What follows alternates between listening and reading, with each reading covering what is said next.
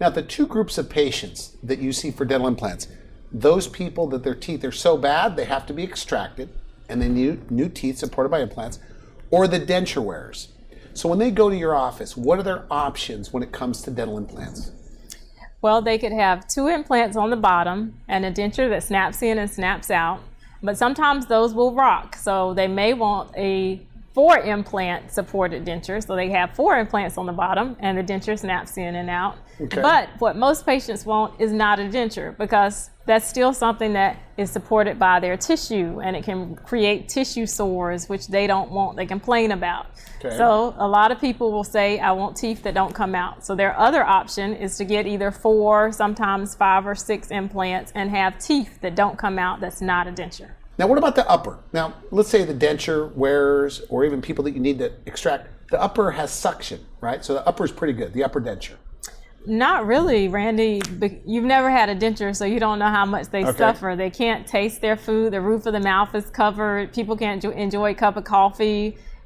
Everything is closed off, they say, and they have no feeling, no sensation in the roof of their mouth. They have taste buds up there that they need to use that they can't use anymore. So what do you do for them? We can also give them teeth that don't come out. We can give them 4 to 6 implants at the top and give them actual teeth. But some people will opt to just get the snap-on, snap-off denture at the top as well. Okay, but you like a fixed set of upper and lower teeth. I mean, that's your goal with every patient? That's my goal, because that's what people tell me they want. When I say, okay, are you okay with a denture that comes in and out? They say, no, I don't want to have to wake up every morning and try to hide myself cleaning my teeth in front of my spouse. I want teeth that don't come out. I have a lot of patients that are embarrassed if they have to take teeth out, even if it's for only 30 minutes a day to clean them. How old can you be?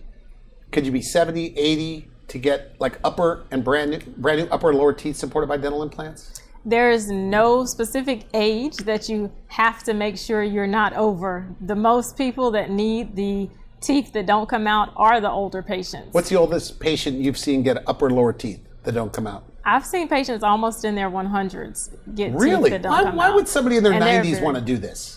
They're happiest with it because they want to be able to eat with their families just like everybody else. Okay, and if fair. You're going to live an extra 5, 10, 15 years, why live that suffering with loose dentures? Okay, and what about and pain? You say they're sedated, so they don't really, and numbed up?